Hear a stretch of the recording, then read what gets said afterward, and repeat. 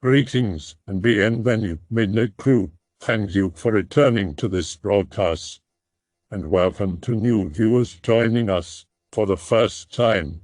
If you like a video, then feel free to subscribe. Some viewers may find the following video disturbing. Viewer discretion is advised. Does your town have any local urban legends? If so, what are they? My town doesn't have much.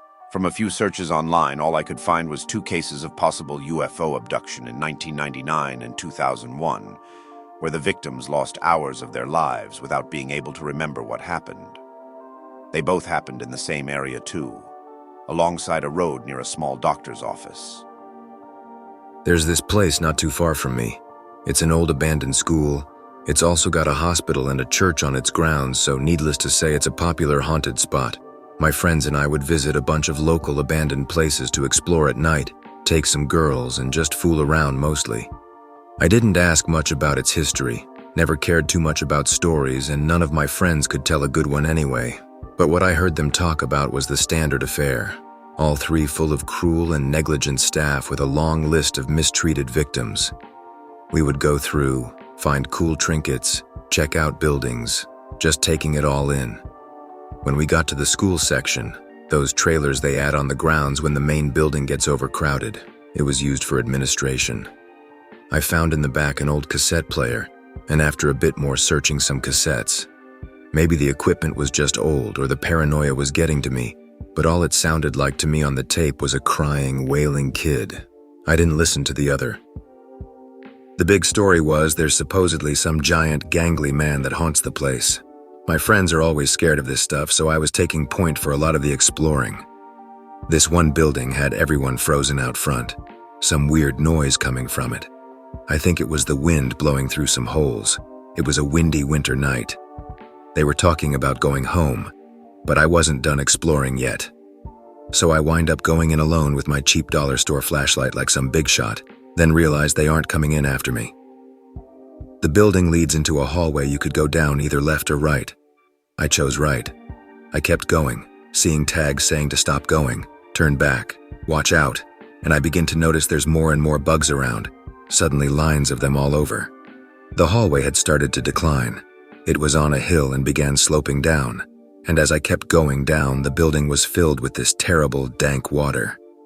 Eventually, I got as far as I could go. The stairs leading up are collapsed, and the stairs down led directly into a room missing its door I could just see enough into from the landing. Between the ripples my steps caused, I could have sworn I saw something moving in that water, but it was the swishing of the waves that unsettled me the most, like the water itself was trying to drag me into the room. I speed walk out of there, jumping at the echoes of my own footsteps. When I finally got close to the exit, I heard my friends and began to calm down. It sounded like they were about to come in, so I decided to hide right behind the door to spook them. Waiting, though, I start hearing, from down the left of the hallway, these big steps, these big, uneven steps. I had had enough exploring. My one friend swears she felt a ghost following her home after this, and another said he saw 3 floating lights at the hospital on a second visit. I don't really buy all the rumors about the place, but I definitely think there's something bad lurking there. Not that creepy, but here I go. Be me. Walking somewhere from college classes, about to cross the street. A random guy comes from his truck right in the middle of the road, accosts me, asks me for money, says he needs it for gas. His mother has been put into the hospital and he needs to get there. Something seems off about his behavior, like he's saying it but not feeling any urgency. He says for the love of God but kind of smiles at the end. I say nope and walk across and quickly go around a building. The guy is saying shit the whole way. Stop hearing him after a short while. Walk up the hill to where I'm going. See truck parked in the middle of the street. Might be his. Oh shit. JFF. Decide to wait. Eventually walk back towards the destination. The truck is gone. I might have just callously ignored someone in their time of need, but something about his behavior just seemed so odd. There's a local park that someone got murdered at. After that, stories started emerging about how the murdered girl haunts the forest, and you can hear her crying and screaming at night. Also, a ghost clown. No freaking clue what that's about. I went to investigate one night, and a pair of identical-looking elderly women came out of the path. This is like midnight, and they didn't have any light sources. The park gets pitch black. To the entrance to block me and try to start a conversation.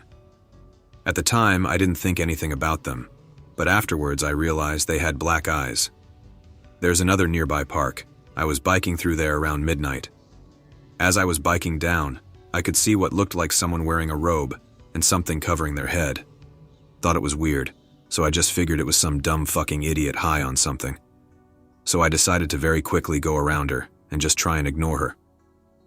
I never got the chance, because as soon as I got close to being abreast of her, she simply blended into the darkness of the trees. I looked back and couldn't see the thing anywhere. Other than that, I grew up in a house that was haunted by a very malicious entity, and the current house I'm staying at, weird shit happens from time to time, but nothing like at the old house. The old house, by the way, was one of the original houses built when the town was founded in the 60s, and there was other weird, not paranormal shit about it. For one thing, one time me and my brother found a small hole in the wall where someone had hid a gold ring. Looking further into it, there was also what looked like some 8mm film footage, but this was a half square inch hole that was easily a half foot long, and that film was stuck way at the back. There was also a cellar that had a secret tunnel that would loop around to the other side of the house. But for some reason at some point, someone had poured a bunch of concrete over it to block it up. During nights, when you leave the windows open, you could hear someone walking back and forth in front of the house, but when looking outside, no one would be there. Also, several times unknown groups of people would sneak into the backyard, and you could hear them whispering something to each other. The atmosphere in that house was always very heavy and thick, and gave a sense of unease. This made me have several nightmares while living there involving strange, shadowy people attempting to enter the house, or of strange spirits and entities trying to harm me. I'm half tempted to visit the new owners of the house and ask them if they've ever seen or experienced any weird shit too. Underneath the El Cortez is a network of catacombs where the ashes of the cremated poor were scattered. No one is allowed entrance into the catacombs. Inside of the Luxor, you may notice at odd hours 2 construction workers walking away from you, or from a certain floor looking down, you can see a stain on the obelisk. Those construction workers are common ghost sightings here. Downtown, always wave at the cowboy sign for good luck. It really keeps you alive. Container Park, also downtown, used to have a chastity cage locked onto its dumb lock statue. We have a high rate of self-deaths here, and what I learned most is that without the neon signs and tourist spots, this town's people would be a shambling mess of soulless zombies. Seattle. There are a ton of ghost stories here, originating from Native Americans to the underground streets. But I'll tell a more recent one. In the 80s, there was an incident in Chinatown called the Wa Luck Massacre. 2 dudes held up a mahjong room, and then instead of leaving, shot everyone to death. The authorities took out the bodies, but didn't clean more than that. Whoever inherited the place just locked the door, and that was it. The room was down a narrow alley at the bottom of an early 1900s brick building. They said that if you went there at like 2 a.m. on the same day of the month as the massacre and listened at the door, you could hear faint gunshots and screams coming from it. Thankfully, the building burned down a few years ago, so there is nothing to do now. Another Seattle story, or actual greater area. So there are some mountains about a 30-minute drive from the city. One is called Mount Si, and the town at the bottom was the location for the show Twin Peaks. Anyway, they say there is a Native American spirit that lives there and comes out at night. They used to have campsites at the top of the mountain, but they stopped because of this, and now there is no overnight camping allowed. If you do stay overnight, you might see pale lights like candles in the distance. If you follow them too far, you'll lose track of where you are and end up following them forever in the eternal night where the spirit lives. I used to live in northern Ohio, and we had this old road that went through the woods, called Gore Orphanage Road. There used to be an old orphanage there back in the early 1900s. Local legend said that an old hermit supposedly barricaded the front doors of the orphanage and set fire to the place, Everyone burned to death, and those woods have been haunted ever since. You can hear the screaming and laughter of the kids who died there at night, and if you take your car there, you will see small handprints on your car when you get home. The townspeople put up an angel statue in memory of all the kids who died. The wings on the angel are clipped. I asked a local why that was. It's so it can't fly around anymore. I've only been to those woods once before, but I would never go back. There is something darker there than what we know. Oh, and never kiss the statue at midnight.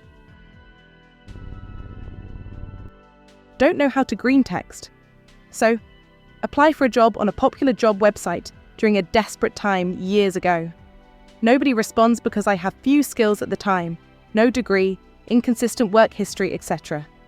Get an interview for a pretty decent job, even though I'm not qualified. Red flag 1. Job is way out in the country. I am warned ahead of time that the location is hard to find and I should write directions down first because they only sometimes have cell reception up there. Red flag 2. I am told ahead of time her helper will greet me when I arrive. Her name is the same as one of my references on the resume. I say I will be able to remember that easily because I know so-and-so as well. Red flag 3. Arrive at the office and all seems to be going well. I am not feeling like anything out of the ordinary is going on. She then says, after only a short chat, that I would be perfect and she wanted to hire me. Red flag 3. She says we should tour the grounds as this job specifically dealt with a supposed tourist destination of sorts with large animals. We get into the golf cart and drive to the grounds. I start to feel weird as there is nobody else around. The grounds are a few empty, falling apart and half-built structures. There are no animals, even though they had a website and social media showing a tourist-type destination, large animals, and happy tourists. Big red flag. She stops the cart and begins to tell me about the fun activities they have hosted here over the years, one of them being an art program. Conversation then turns to a kid who came once as a guest and later stabbed some people to death shortly after. Not here, but in his hometown. WTF also. Big red flag. I am starting to feel horrified and really want to leave. I told her I am excited to start, but I needed to talk it over with my boyfriend first, and my dog was waiting, and they both were expecting me for dinner and would show up here if I don't come home. She drives me back to the office, then says, that's fine, and that my boyfriend and I can actually live here. Red flag. I said we already have a home. I said my boyfriend was a cop. He is not. She quickly sends me on my way. Drive home and looked up details she told me about the place to verify. All of it was BS. She only had a website and social media. Photos were creepy fakes after looking in detail. She emailed me a few years back saying she still really wanted to hire me. WTF. I was telling my boyfriend about how I posted this here, but then I remembered the creepiest part. So while the owner boss lady is driving me around the grounds on the gold cart, we had stopped to look at an empty field or some empty barn. A cat came up and started to rub up against her ankles.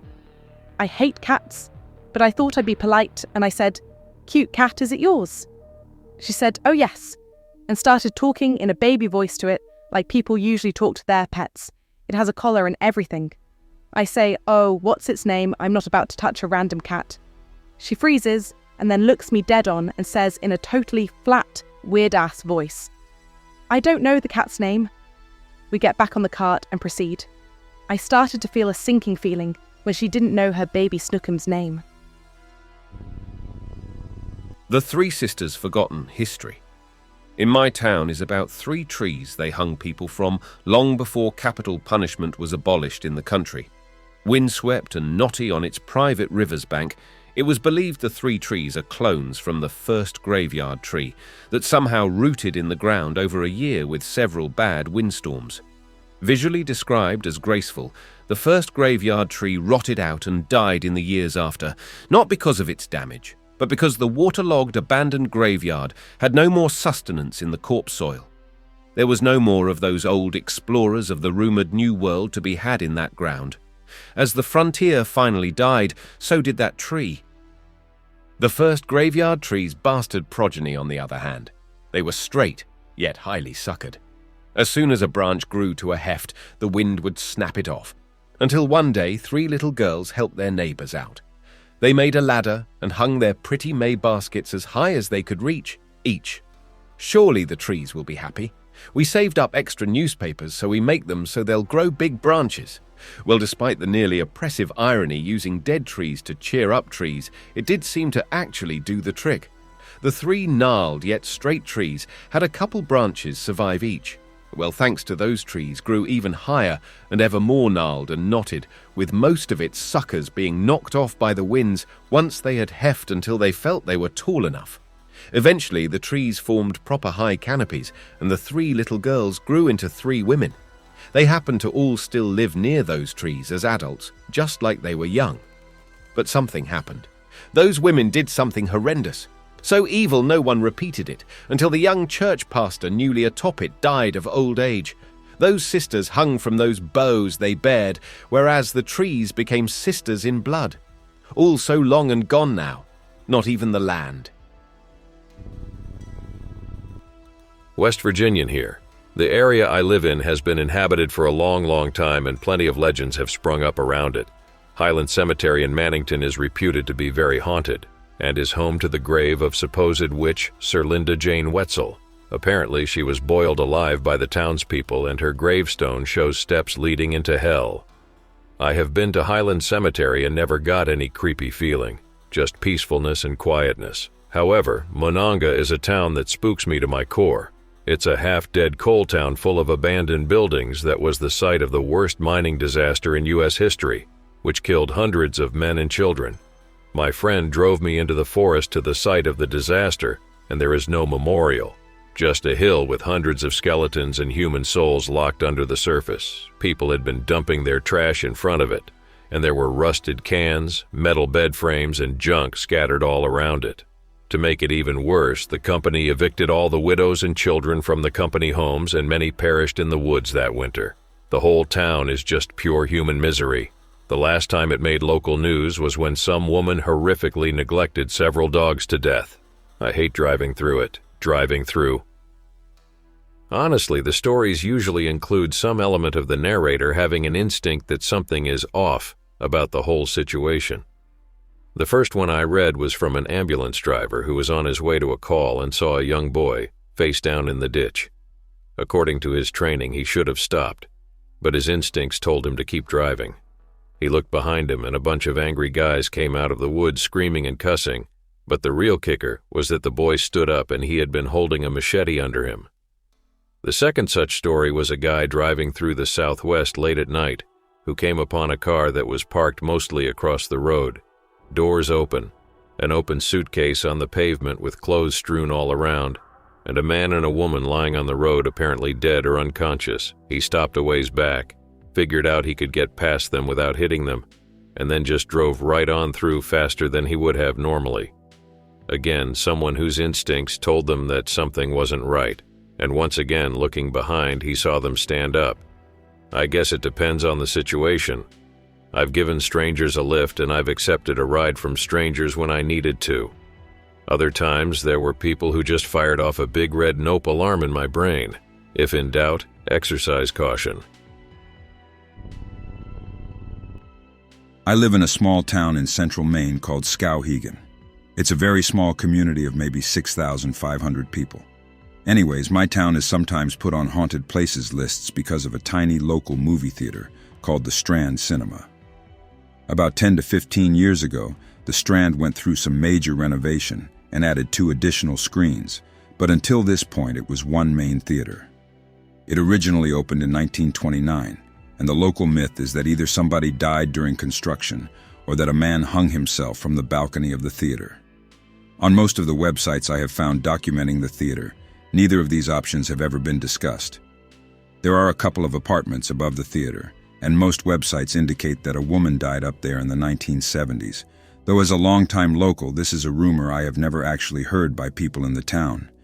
They hire mostly part-time high school kids as staff, so there's always a large rotation of employees there. I never worked there. A lot of people I know who have worked there claim to have heard somebody walking on the balcony when nobody else was supposed to be in the building, only to find nobody up there. Others say they've seen shadows of people sitting in the seats. The only supernatural experience I've had there is that the second back row on the left-hand side of the theater and the third seat from the wall is different. It's colder, and there's a weird acoustic phenomenon I'd call audio smudging. Like every sharp sound is dampened and certain words blend together during dialogue. The coldness is not a draft, and it can't really be felt anywhere else in the theater. The myth is that the person who hanged themselves did it just above this seat. I have a more personal story of another part of town, if anybody is interested. Okay, so this picture here is of Google Maps for a part of Skowhegan. Madison Avenue is the main street through town.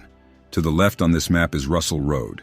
There's a graveyard and a patch of woods stretching from west to the north of the graveyard. I hope you can see what I'm talking about. Anyways, I was probably 14 years old. It was a Friday night during the summer before my first year of high school. My twin brother met up with some friends to go to the movie theater, but my mom was super strict about letting us stay out late or staying over friends' house. We were young, rebellious teenagers, so we would leave and stay out for a night without friends every once in a while. It was pretty harmless. We mostly drank Vault soda and played Dragon Ball Z Budokai 3 with our friends on PS2. So anyways, after we left the reportedly haunted Strand Cinema to watch what I think might have been Step Brothers, we made it up to this side of town. On the map, you'll see Robinson Street coming off of Russell Road over by the graveyard. My friend Brad lived in a white house. You can kind of see it just below the search bar, right at the elbow in the street there. Pictured here is the graveyard, the corner of Robinson Street, the town motel and Russell Road. It's virtually impossible to see because of the map, but this area is actually very hilly and has a strange layout. The Russell Road here becomes a hill that only stops right where Robinson Street cuts off from it, and the graveyard there is some 30 feet above Russell Road. Also not seen is a path that connects Russell Road to the town motel. It starts right across the street from those 4 bushes and stops right at the very corner of the town motel. The path has a thick canopy and sits in a sort of gully that functions as a runoff from the hill, which drains into a culvert system that feeds into the river about 3/4 of a mile south of what's pictured here. I say this because the path itself is not really sloped until the very end, and when you're walking on the path, there is a very steep slope all the way up to the graveyard. This is important. Also, just as you go into the path from Russell Road, there's a small slope south that evens out into an almost terrace-like step, southeast of the graveyard and following Russell Road. It sits maybe 10 feet above the road and 20 feet below the graveyard. This is also important geography. Anyways, onto the story. So as I stated, I was out with my friends past curfew, without my mother's knowledge or permission. Obviously, it felt pretty cool to be rebelling like this. So anyways, there was a decent number of us out that night. My twin brother Matt and I, my friends Corey, Josh, Brandon, Brad, and Dana. Like I already said, the plan was to stay at Brad's house, but that fell through. We ran into some kids a few years older than us who were passing around a pint of Dr. McGillicuddy's, so we all decided to take a sip to seem cool. It wasn't enough to get even our young and inexperienced asses drunk. Brad told us that his mom didn't want to have so many people over, which seemed kind of stupid because this wasn't the first time she had a bunch of us just crash on the couch and floor. I think he was afraid of being caught drinking. He called his older sister to bring out pillows and blankets, and we all decided to go camping. Pick is to give a rough idea of the elevation of the area using Google Maps. So I was a skateboarder back then. I used to carry my board with me pretty much wherever I went. Well, at some point this evening, my board broke, so I had removed the trucks to use on a new deck, but I was carrying them around with me because I couldn't drop them off at home and face my mother. I mentioned previously that there is a terrace-like step between the graveyard and Russell Road. At about 11 p.m., all of us kids went onto that terrace to camp out like idiots. We decided we were going to try to light a fire using twigs and dried leaves on this terrace.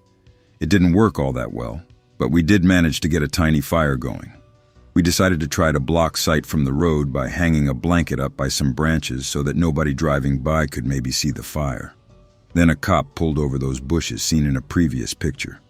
We found out later that they were responding to a stolen vehicle report and either didn't know or weren't concerned about us. But here we are, a bunch of 14 and 15-year-old kids, having drunk alcohol and illegally starting fires past curfew, and half of our parents didn't know where we were. Everybody darted up the hill into the graveyard. I was staying behind because I couldn't see my skateboard trucks in the dark, and I certainly couldn't leave them there. By the time I found them both, all of my friends and my brother were long gone. So even though I was a few minutes behind, I didn't even think it was odd that a cop never called up or anything. I just ran once I got my skateboard trucks. I haven't mentioned yet that there's a small fence that goes the perimeter of the graveyard. It's only maybe 3 feet tall, but the angle to climb it when going up the hill is really awkward, and the path we took from the hill is almost exactly to the top of the triangle here in the graveyard. When I made it to the graveyard, I was expecting to see my friends gathered waiting for me, but I was wrong. I started quietly looking behind the rows of gravestones to see if I could find them. I didn't call out anybody's names, because I didn't want to alert the police I thought might be below. I want to mention that it was one of those summer nights where the clouds seem to be moving around fast, even though the air at ground level is moving fairly still. Clouds would block out the moon periodically, and it would go fairly visible to almost pitch black in seconds. I'm not sure if this weather phenomenon is common elsewhere, but it happens now and then in New England. Okay, so in my previous post you can see the triangle shape at the end of the graveyard. I started to loop to the north side of the graveyard to start looking for people there. I mentioned before that it's a fairly steep drop, almost 30 feet from this part of the graveyard to the path below. I heard a few twigs snap from down there, so I went over to the fence over the drop-off and looked into the path. I guessed that a cop would probably have a flashlight, and I didn't see a light down there. It was pitch black, almost unbelievably so. I called out for Dana in a sharp whisper a few times, because he was the first friend that came to my mind, but I didn't get a response, and I couldn't hear the twigs snapping anymore. I started walking back south along the path in the graveyard. I got maybe 15 feet before I heard the chain links rattle behind me. I jumped a little bit, then turned around expecting to see one of my friends. Instead, I saw a smiling face looking back at me with unkempt hair and a gangly beard. The smile was really tight and forced, and the eyes looked at me like they were hungry. I stopped and stared back at this face for what felt like a few minutes, but was probably only a few seconds. I was fucking terrified. Pick because he looked like Rasputin almost. After a few moments, a cloud passed over the moon, and it was almost pitch black again. I heard the chain links rattle and turned my ass to run. I know the whole chase only lasted a few seconds at most, but it felt like time slowed down. I remember looking back at him when the clouds passed the moon. He was not a person. He was running kind of like the spider walk from The Exorcist, but his head was looking at me normal, like it was twisted around. He was still staring with that forced smile and hungry eyes. If the chase lasted much longer, or I didn't have those 20 feet on him to begin with, I think he would have caught up to me. I jumped back over the fence and basically rolled those 20 feet back down to the terrace above the road. Somehow I didn't hit a tree, but I did get a few small punctures from twigs.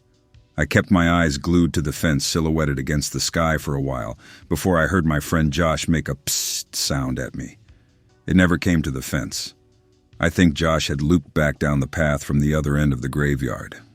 I never told him about what I saw, but I shudder to think about what would have happened to him if he didn't hear me call down first. I think this is the second time in my life I've talked about the backwards man. Sometimes I go into that graveyard at night with a few buddies and some beers. I'm hoping they get to see it so that I know I'm not crazy. I've never before or after seen anything like that. Any ideas about any myths or cryptids like this? I've tried to look into some local folklore, but came up with jack shit.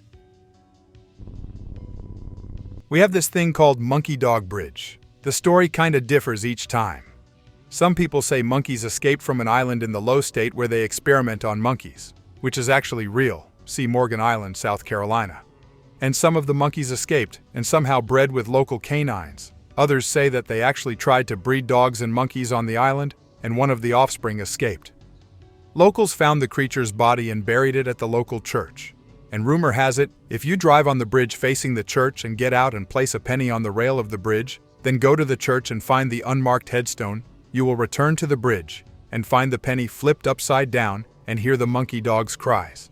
Some even say you see red eyes on top of the bridge. Kind of a dumb legend, I know, but it's what we got.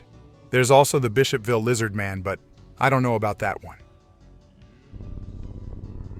So the town I grew up in had this old building near the outskirts of it. The building was kind of a local landmark and was used for some industry back in the days of the miners, but had been abandoned for however long and was quite dilapidated. The building was maybe as big as a basketball court with various rooms, with a small side building connected and another slightly smaller building about 30 feet away. Well, me and 3 friends went there because we heard that some seniors had set up a skate ramp. We'd go skate for a bit and hang out. We roll up and it is maybe an hour before sundown. The entrance was opposite the road, so to get into the building you have to go around the small connected building and between the 2 main freestanding buildings. We come around the corner and are walking in front of the main entrance when we hear some noise from inside and all bolt in unison.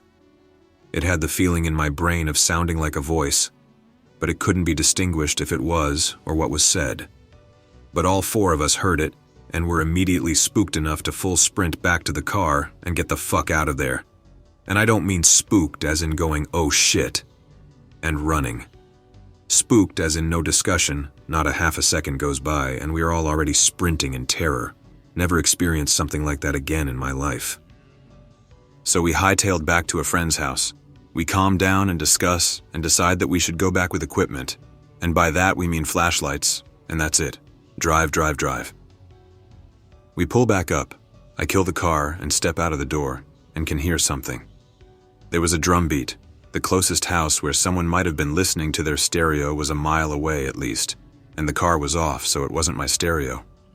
We all stood near the car listening. It wasn't like a bongo, but a full-size bass drum playing a perfect rhythm. It sounded like it was coming from the 2nd floor of the building. We all marvel for a bit and double-check the road and surrounding fields. No phones playing music, no other cars nearby. It was coming from inside. So we steel ourselves and head inside. This place was occupied by something, and we were going to encounter it. But as soon as we took the first step towards the place, the drumming cut out. Just like that. We discussed it again and decided to proceed. We moved back towards the entrance to the place and cautiously scanned the interior. Nothing out of order that we could see. We began checking each room systematically. After a while, it seemed to click that none of us were talking. So we started to say something, but the first word hadn't come out before there was a loud groaning on the 2nd-story floor above us. There were holes or entire rooms worth of floors missing, so we all kind of stepped around to cast light up there. One of my friends asked, "Is there anything there?" And clear as day, a response from the 1st floor right next to us, "I am." I went to bolt again, but one of the other friends stopped me. It had come from right in front of the friend who asked. We cast our lights back down to where the sound came from. There was nothing. So we are all thoroughly done at this point. I was into the paranormal somewhat, so I decided it would be prudent to state our goals for coming here. I said something like, "We do not come to harm or antagonize. We apologize for interrupting you and hope that no damage or offense was caused." No response. I don't know if that's a good or bad sign. We continue scanning the rooms, and far back in the building, we find a concrete culvert, which would be used for drainage, one of the big circular ones. In the center was the remains of a very large fire, and scrawled on the outside were some Latin bits and geometric markings. I knew that fire was a common conduit for summonings or attempts to draw spirits' attention, so I was fairly certain something had been done here to attempt contact. We moved back towards the entrance, all the while reaffirming the above statement. We mean no disrespect, here merely to observe, etc. We get back outside and decide to check out the other building. The other building was kind of a warehouse or barracks or something. It was an open floor plan, just 4 walls and a roof. And we knew that it was filled with stacks of mattresses and old metal cots from being here years ago. Well, we start to move towards it when we see movement in all of the windows. We can't make out quite what the movement is, but it's in every window and seems to be kind of rhythmic. We made it to the front door and looked inside clearly for the first time that night. All of the mattresses and cots had been torn up and strung from the beams running across the building in formation. It was like someone drying their laundry, but with springs, legs, and rotten cloth. The swaying we saw was all of this moving in a light breeze. The bits of cloth again had Latin words or geometric sigils sloppily painted on them in black. We decided now would be a decent time to leave. Anticlimactic ending, I know, but I kept it 100% true other than exact dialogue. We all heard the voice and drums 100% clearly. Gimli, Manitoba, Canada. The town is so nice they named a dwarf after it. No, just kidding, it's an Icelandic settlement. Everything is named after either settlers or Norse mythology. Town name is the latter. Look it up if you want for the meaning. Anyway, go to church with my mom. She's not religious, but Grandpa just died and she's going because it helps. I go out of solidarity, I guess. Super bad ADHD. Half the time when I'm disruptive, they toss me in the Sunday school in the basement and hope the religious-themed toys and pop-up books might teach me some religion. Another kid who's just as bad as me gets the same treatment. We basically just have battles with Noah's Ark animals. Learn zero Bible stuff. One day we get bored and went across the hall from the Sunday school room and opened the broom closet. There's a little 3-foot square window hatch in the wall. Open it because why not? Room full of garage and crawl space shit, old paint cans, fluorescent lights, concrete floors, walls and ceiling. Hatches on each wall. We go in, start exploring. Having just watched Indiana Jones and The Last Crusade, I'm convinced if we go far enough we'll find catacombs. This is how I convinced Calvin, my brother in attention-deficient arms, to come with me.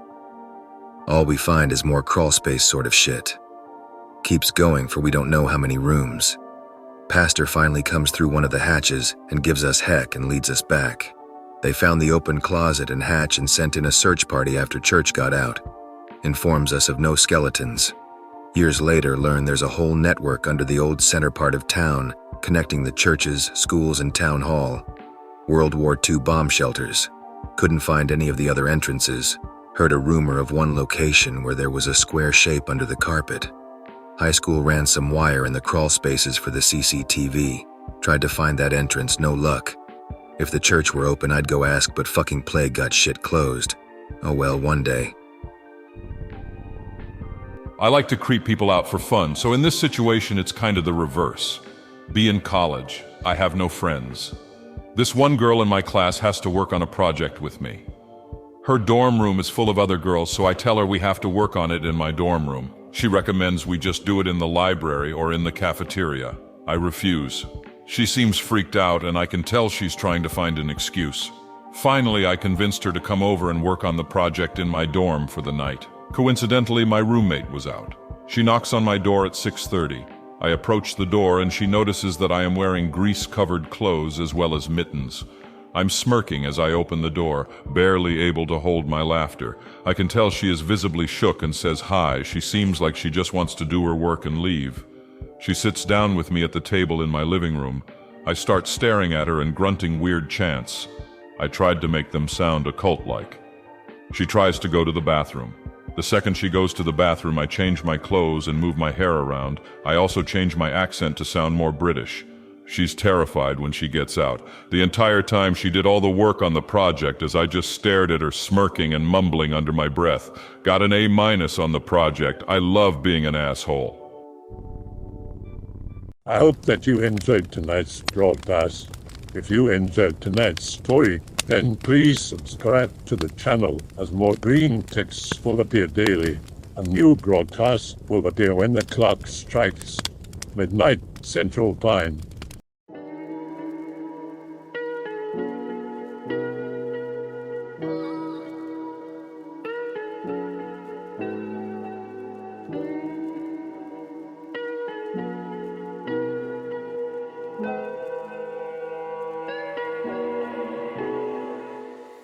Remember to check the Odyssey and Rumble pages for separate archives of previous broadcasts.